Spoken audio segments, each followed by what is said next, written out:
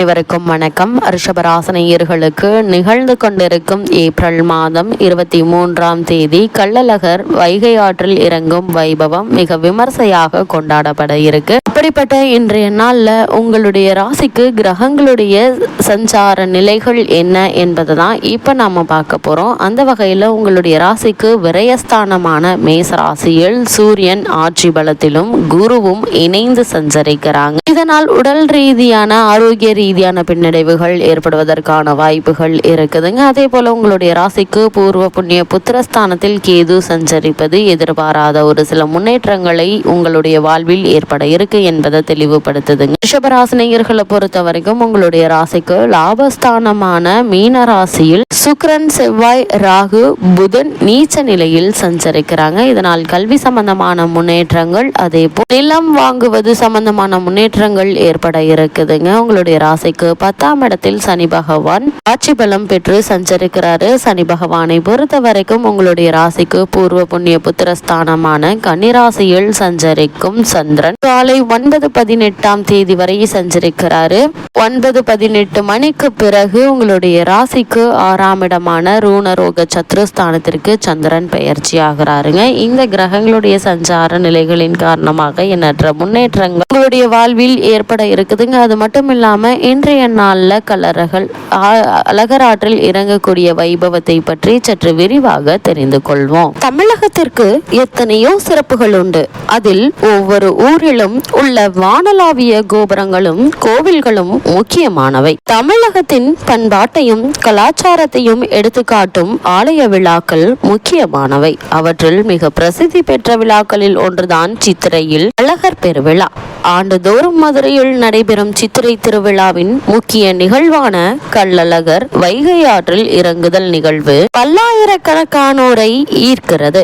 இந்த சித்திரை திருவிழாவை பற்றி பல்வேறு தகவல்களை இந்த தொகுப்பில் நம்ம பார்க்க போறோம். சித்திரை விழாவில் 3 சிறப்புகள் உண்டு. ஒன்று மதுரை, 2வது அழகர் மலை, 3வது வைகை நதி. வைகை நதிக்கு ஏன் அந்த பெயர் வந்தது? மீனாட்சி அம்மனின் திருமணத்திற்கு வந்த குண்டோதரன் என்ற அசுரன் தாகத்தால் சிவனை வேண்டினான். அப்போது சிவபெருமான் வைகை என்று குண்டோதரனுக்கு உத்தரவிட வைகை பிறந்ததாக புராணங்கள் சொல்கின்றன. தமிழகத்திலேயே உற்பத்தியாகி இங்கேயே கடல் சேர்கிற வைகை ஆற்றின் நீளம் 258 கிலோமீட்டர் ஆகும். இந்த தமிழகத்தின் 4வது பெரிய ஆறு ஆகும். மேற்கு தொடர்ச்சி மலைதான் வைகை உற்பத்தியாகிற இடம். வருச நாடு மேகமலை பகுதிதான் வைகையின் பிறப்பிடம். கடல் மட்டத்திலிருந்து 5333 அடி உயரத்தில் இருக்கிற மேகமலையில் உள்ள ஒரு சிகரமான வெள்ளி மலையில்தான் இது உற்பத்தியாகிறது. சுருளியாறு, தேனியாறு, வட்டாறு, வராக நதி, மஞ்சளாறு, நாகலாறு, மருத நதி, சிறுமலையாறு, சாத்தையாறு முதலியவை வைகையின் துணை ஆறுகளாகும். பழனி மலையில் உற்பத்தியாகும் வராக நதி கொடைக்கானல் மலையிலிருந்து வரும் பாமநாற்றுடன் வெள்ளி அருவி உள்ளாறு இணைந்து தேனிக்கு கீழே குன்னூருக்கு தெற்கில் வைகையுடன் கலக்கிறது. பின்னர் முல்லையாறாக பயணிக்கிறது. இவ்வாறு பயணிக்கும் போது சுருளியாறு இதனுடன் கலக்கிறது. பின்னர் வள்ளல் நதி என்று சொல்லப்படும் வருச நாட்டு பள்ளத்தாக்கிலிருந்து உருவாகும் வள்ளல் நதியுடன் கலந்து வைகையாறாக வைகை அணையை சென்றடைகிறது. பெரும்பாலும் ஆறுகள் மலைகளில் தோன்றி சமவெளிகளில் பாய்ந்து கடலை அடையும். ஆனால் வைகை கடலை அடையாத ஆறு. அது ஏன் கடலை அடையவில்லை என்பதற்கு கவிஞர் ஒரு கற்பனையான காரணத்தை பாட்டாக கூறினார். பெருந்தொகை என்னும் நூலில் இடம்பெற்றுள்ள அப்பாடல் நாரி இடப்பார்க்கு நஞ்சளித்த பாவி என்ற வாரி இடம் போகாத வைகையே நதி பெண் கடல் ஆண் தேவர்கள் பார் கடலை கடைந்தார்கள். அப்போது ஆழகால நஞ்சு வந்தது.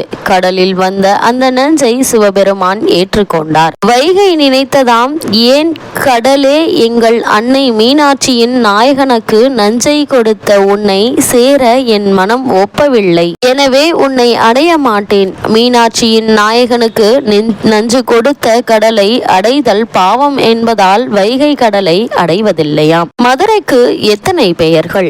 மல்லிகை நகரம், கூடல் நகர், மதுரையம்பதி, கிழக்கின் ஏதஸ், நான்மாடக்கூடல், மீனாட்சி பட்டணம், ஆலவாய், கடம்பவனம், அங்கன் முதூர், தூங்கா நகரம், கோயில் நகரம், பூலோக கைலாயம் என பல பெயர்கள் உண்டு. சித்திரை வீதி, மாசி வீதி, ஆவணி வீதி என தமிழ் மாதங்களின் பெயர்களிலேயே திருப்பெயர்களும் அமைந்திருக்கும் சிறப்பு மதுரைக்கே உரியது. மாடக்குளம், ஆத்திக்குளம், கரிசல் குளம் என நீர்நிலைகளின் பெயர்களேயே கிராமங்களுக்கு பெயரை வைத்து நீருக்கு மரியாதை செய்யும் வழக்கமும் அதிகம். மதுரை என்றாலே விழாக்களின் நகரம் என்று சொல்வார்கள். வருடம் முழுக்க ஏதேனும் ஒரு விழா நடந்து கொண்டே இருக்கும். அப்படி நடக்கின்ற விழாக்களில் மிக முக்கியமான விழா மதுரை மீனாட்சி அம்மன் கோவில் விழா மற்றும் அழகர் வைகை ஆற்றில் இறங்கும் விழா. அழகர் ஆற்றில் இறங்குவதை காண்பதற்கு உலகெங்கும் இருந்து லட்சக்கணக்கான மக்கள் கூடுவார்கள். ஆற்றை பார்த்தாயா, எம் அழகரை பார்த்தாயா என்கின்ற கூற்று இந்த விழாவின் சிறப்பை எடுத்துரைக்கும். மதுரை என்றாலே மீனாட்சி பெயரும் அழகர் பெயரும் பிரசித்தம். மேலூர் அழகர் கோயில் பக்கம் வீட்டில் ஒரு அழகர் இருப்பார். மதுரை மற்றும் சுற்றிலுள்ள ஊர்களில் இருந்து குடும்பத்துடன் சித்திரை விழாவுக்கு புறப்பட்டு வந்து சேருவார்கள். வைகை ஆற்றில் அழகர் இறங்கும் திருவிழாவில் அழகருக்கு 1000 பாட்டு இருந்தாலும் வாராறு வாராறு அழகர் வாராறு பாட்டுதான் ஊரில் எந்த பக்கம் திரும்பினாலும் கேட்கும். மதுரையின் சிறப்பையும் வைகையின் சிறப்பையும் பார்த்த நாம் மதுரைக்கு வந்து சித்திரை முழு நிலா நாளில் ஆற்றில் இறங்கும் அழகரின் சிறப்பையும் அவர் நின்று அருள் புரியும் அழகர் மலையின் சிறப்பையும் அறிய வேண்டும். அழகர் கோவில் 108 வைணவ திருத்தலங்களில் ஒன்று. இதற்கு வைணவத்தில் திருமலஞ்சேரி, திருமாலிருஞ்சோலை என்கின்ற திருநாமம் உண்டு. சோலைமலை, திருமாலிருஞ்சோலை, மாலிருங்குன்றம், சோலைமலை, குளமலை, குளிர்மலை, தென் திருப்பதி, உத்தியான சைலம், திருங்குன்றம், வனகிரி, விருஷபாத்ரி அல்லது இடபகிரி முதலிய பல பெயர்கள் உண்டு. இது கிழக்கு மேற்காக 18 கிலோமீட்டர் நீளமும் 320 மீட்டர் உயரமும் உடையது. அதிலிருந்து பல சிறிய மலைகள் நாலா பக்கமும் பிரிந்து போகின்றன. மதுரையை சுற்றி 3 அழகர்கள் இருக்கிறார்கள். ஒன்று மாலிருஞ்சோலை அழகர், இன்னொருவர் திருமோகூர் அழகர், மூன்றாவது மதுரையிலேயே இருக்கக்கூடிய கூடல் அழகர். திருமாலிருஞ்சோலை அழகருக்கு கள்ளழகர் என்று பெயர். கருவறையில் பெருமாள் ஸ்ரீ பரமசுவாமி எனப்படுகிறார். எல்லா நீர்நிலைகளுக்கும் ஒரு உற்பத்தி இடம் உண்டு. ஆனால் சிலம்பாரி எங்கே உற்பத்தி ஆகிறது என்பதை கண்டுபிடிக்க முடியவில்லை. திருமாலிருஞ்சோலையில் ஆயிரக்கணக்கான தீர்த்தங்கள் இருந்தாலும் அழகர் நீராட்டம் காண நுபுரங்கங்கை தீர்த்தம்தான் வேண்டும். கற்கண்டு போன்ற சுவையுடன் இருக்கக்கூடிய இந்த தீர்த்தம் தவிர வேறு தீர்த்தத்தால் அழகருக்கு திருமஞ்சனம் செய்தால் அவருடைய மேனி கருத்து விடுகிறது. சகல நோய்களையும் தீர்க்கக்கூடிய அற்புதமான மூலிகை தீர்த்தம் இது. பகவானுடைய திருவடியில் இருந்து தோன்றி நம்முடைய உடல் அழுக்கை மட்டும் அல்லாது மன அழுக்கையும் அகற்றுவதால் புண்ணிய ஸ்ருதி என்றும் பாவநாசினி என்றும் சொல்வார்கள். ஐப்பசி துவாதசியில் இங்கு நீராடி அழகரை தரிசிப்பது பெரும் புண்ணியம். திருக்கல்யாண மண்டபத்தில் நரசிம்மர் அவதாரம், கிருஷ்ணன், கருடன், மன்மதன், ரதி, திருவிக்கிரமன் அவதாரம், லட்சுமி வராகமூர்த்தி ஆகிய பெயர்களை கொண்ட கற்றூன்களில் உள்ள சிற்பங்கள் நாயக்கர் கால சிறப்பு படைப்புகளாகும். வசந்த மண்டபத்தில் ராமாயணம் மற்றும் மகாபாரத நிகழ்ச்சிகளை சித்தரிக்கும் அழகிய ஓவியங்கள் உள்ளன. கோயிலில் காவல் தெய்வம் 18ஆம் படி கருப்பசாமி.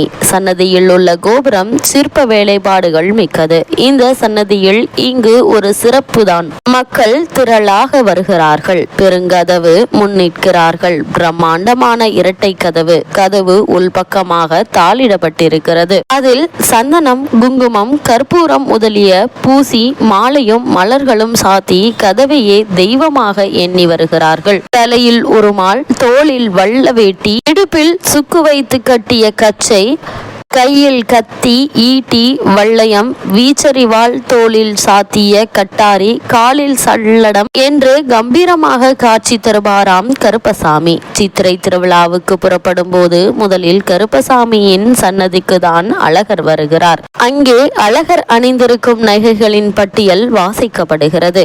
திருவிழா கண்டு திரும்பி கோவிலுக்குள் செல்லும் முன்பு கொண்டு சென்ற நகைகள் எல்லாம் திரும்ப பத்திரமாக கொண்டு வந்து விட்டதா என்று கருப்பசாமியிடம் காட்டி செல்ல வேண்டும். அழகருக்கு அபிஷேகம் செய்ய கொண்டு வரப்படும் தீர்த்தத்தை கூட கருப்பசாமியிடம் காட்டிவிட்டு தான் எடுத்து செல்வது வழக்கம். அதுவும் இந்த வருடம் நிகழக்கூடிய இந்த கள்ளழகர் ஆற்றில் இறங்கும் வைபவத்தில் அழகர் என்ன பட்டுடுத்த போகிறார் என்பது எல்லோருடைய எதிர்பார்ப்பாகவும் இருக்கிறது. அழகர் ஆற்றில் இறங்கும் போது என்ன வண்ணத்தில் பட்டு உடுத்துவார் என்ற எதிர்பார்ப்பு மக்களிடம் உண்டு. முதல் நாள் அர்ச்சகர் கனவில் இன்ன வண்ண பட்டு என்று சொல்லி அர்ச்சகர் அந்த வண்ணம் சாற்றுவார் என்று சொல்கிறார்கள். இன்னொரு விதமாக அழகரின் பட்டு தேர்ந்தெடுக்கப்படுகிறது. அழகருக்கான ஆடைகள், அலங்கார பொருட்கள் அனைத்தும் ஒரு பெரிய மரப்பெட்டியில் இருக்கும். இந்த பெட்டிக்குள் சிவப்பு, வெள்ளை, பச்சை, மஞ்சள், ஊதா என பல வண்ணங்களில் பட்டுப்புடவைகள் இருக்கும். கோவிலின் தலைமை பட்டர் அந்த பெட்டிக்குள் கைவிட்டு ஏதாவது ஒரு புடவையை எடுப்பார். அவர் கையில் எந்த வண்ண புடவை வருகிறதோ அது கள்ளழகர் ஆற்றில் இறங்கும் தினம் அணிவிக்கப்படும். அழகர் எந்த வண்ண புடவை கட்டி ஆற்றில் இறங்குகிறாரோ அதற்கேற்ப அந்த வருடத்தில் நல்லது கெட்டது நடக்கும் என்பது பக்தர்களின் நம்பிக்கை.